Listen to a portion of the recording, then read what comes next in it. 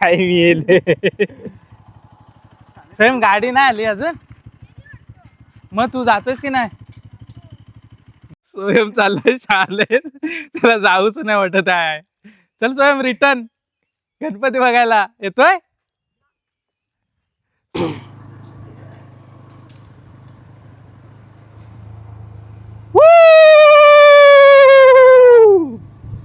Hello मित्रांनो, स्वागत आहे तुमचं आमच्या एका नवीन व्हिडिओमध्ये.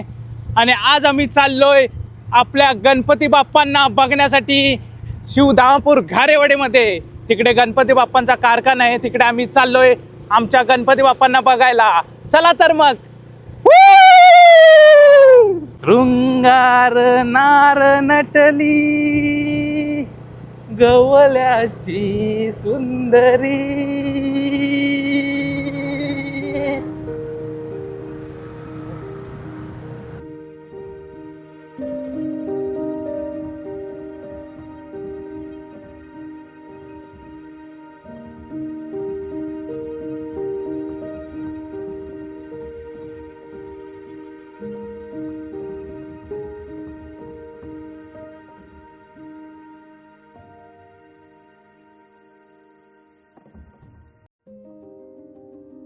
तर मंडळी, गणेश उत्सव जवळ आला की कोकणातील आणि महाराष्ट्रातील अनेक मूर्तिकारांच्या कारखान्यात दिवस रात्र एकच लगबग सुरू असते.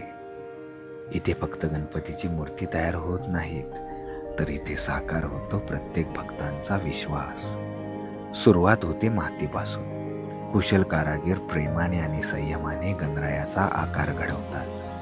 प्रत्येक हाताचा स्पर्श, प्रत्येक बोटांची हालचाल आणि प्रत्येक रेषेत असतो वर्षानुवर्षाचा अनुभव. मूर्ती तयार झाल्यानंतर काळजीपूर्वक वाळवली जाते. त्यानंतर रंगकामाची सुरुवात होते.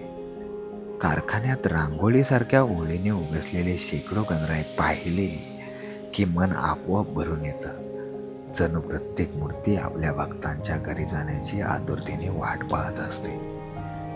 कारखान्यातून घरात पोचणारा हा प्रवास म्हणजे फक्त एका मूर्तीचा प्रवास नसतो. तो प्रवास असतो श्रद्धेचा, तो प्रवास असतो कलेचा, तो प्रवास असतो आपल्या संस्कृतीचा. मित्रांनो, या वर्षाची मूर्ती आपण बुकिंग केलेली आहे. या वर्षीचा गणपती आमचा हा असणार आहे. कलर काम करायचं आहे. 15-20 दिवसांनी होईल रेडी एकदम. येऊ अजून रिटर्न बघायला.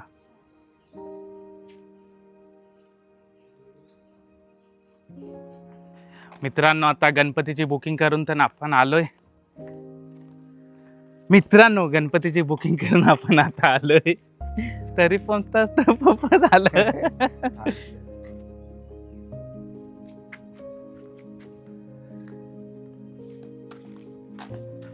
मित्रांनो, गणपतीची बुकिंग करून आपण आता आलोय.